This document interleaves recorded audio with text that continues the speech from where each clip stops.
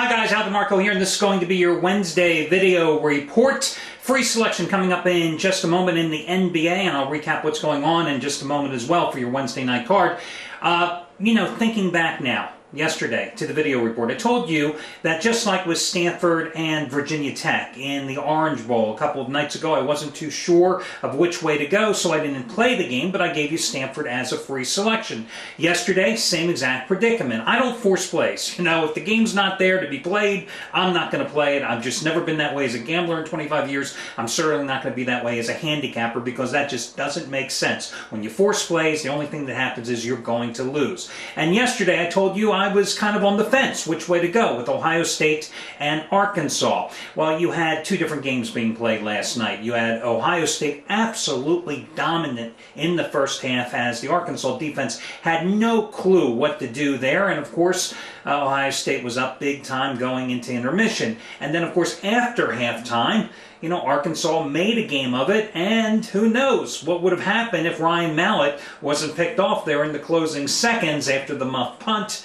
Maybe Arkansas would have definitely gone in and secured the win. As it was, the Razorbacks lost by 5, getting 3, but as I always like to say, hindsight is a wonderful luxury we all have as gamblers and handicappers, but it really doesn't ever pay any dividends because you don't have that hindsight and the ability to say, hey, in retrospect, prior to placing your bet. But after the game has been played, we always, as I said, have that luxury of looking backwards.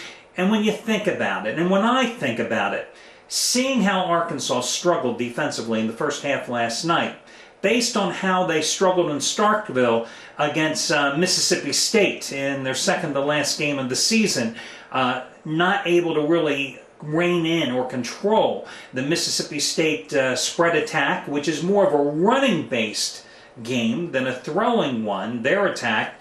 It really does make sense to see how Ohio State dominated them offensively. I think Ohio State had like 325 yards in the first half last night, and Terrell Pryor, very effective throwing the ball and running the ball, of course, last night. So again, if you go back and you think about how Mississippi State was such a thorn in that Arkansas defense side, it made sense to see how Ohio State was so proficient last night on offense. Now, as for tonight's card, we don't have any college football. And this is the bad part about the college bowl games. I've gone on record as saying to you that I like all the college bowl games. I don't want them to change the system. Would I like to have a national title game? Absolutely. But generally speaking, I think that, you find some exceptional matchups and great games during the college bowl season and some of the minor league bowls that we've had in the past couple of weeks and even some of the bigger bowls, as long as the matchups are even. And by that I mean, you've got to have two comparable teams. Now, on New Year's Day, you saw a lot of huge mismatches. You saw a lot of big blowouts. The only really great game that day was Wisconsin and TCU, a game pitting two evenly matched teams. Now, however, this is the part where drives me crazy. Because, do you really, any of you care about Miami of Ohio playing Middle Tennessee State tomorrow night? I can guarantee you I will not watch the game. I will not play the game. I'll probably break it down for you here on the video, but it's a meaningless, worthless game. And then just looking here at the schedule, Texas A&M and LSU on Friday night, okay, it's a little more competitive. It should be a little bit interesting. But Saturday, Kentucky, 6-6 Kentucky, minus their starting quarterback against Pittsburgh, minus their head coach and Dave Wannstedt. Hell, that's probably a benefit for the Panthers. I'm anti-Dave Wannstedt, and has that administration messed up things with their hiree who got fired less than a week and a half later. What a disaster they've got going there in Pittsburgh. Sunday, you've got Boston College in Nevada. Does anyone really going to care about that game with the NFL wildcard playoffs going on? Please, bring me Oregon-Auburn. I can't wait. But we've got to wait another 5 days, unfortunately. Now, as for me tonight, I have a rare 15-dime release going in college basketball. These are the 15-dime plays, and I've hit 2 out of 3 so far in the college bowl season. The winners over Oklahoma State over Arizona, and Tulsa, the 10-point dog, outright over Hawaii. 2 out of 3 so far in college bowls. 32, 19, and 2 with these plays in the NFL the past 3 years combined.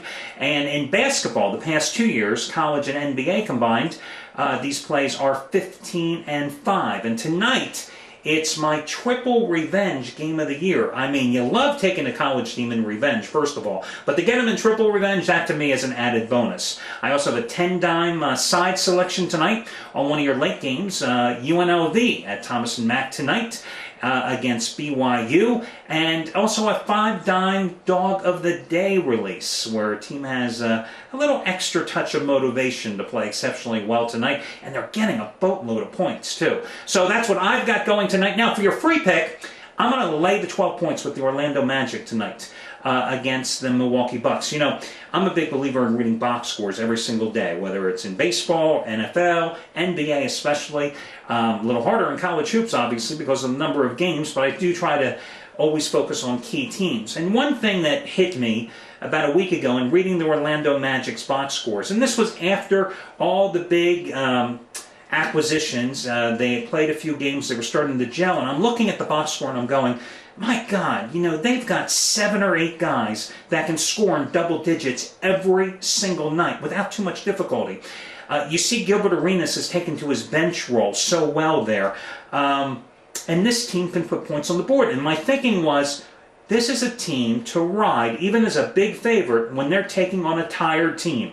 And I've been waiting, and that game is tonight against the Milwaukee Bucks. A Bucks team that got blown out last night in the second half against the Miami Heat. Matter of fact, just looking here at my notes, last night they lost 101-89 at Miami. And on surface you say, hey, they only lost by 12 points to the Miami Heat. But in reality, I mean, they were absolutely destroyed in the second half of that game. They got outscored 54-38. That tells me a team that's on the road, that is only 5-12 on the road this season, a team that has problems scoring points, has some dead legs coming in a back-to-back game tonight against an Orlando Magic team with all that depth. A Bucks team that also, by the way, as I said, has had problems scoring. You know, this is a team that has only scored over 100 points one time in their last 16 games. They've got to put points on the board tonight.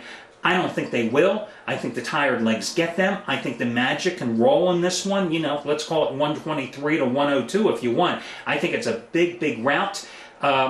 Part of me is wondering why I didn't bet this game myself, but I really like the college games even more. But that's your free pick tonight. Good luck, everybody, and I'll catch you again on Thursday with that scintillating preview on Miami of Ohio and Middle Tennessee State. One of the most boring bowl games, I think, of the entire season is going to be upon us in 24 hours, so make sure you tune in for that video report. Good luck, everybody.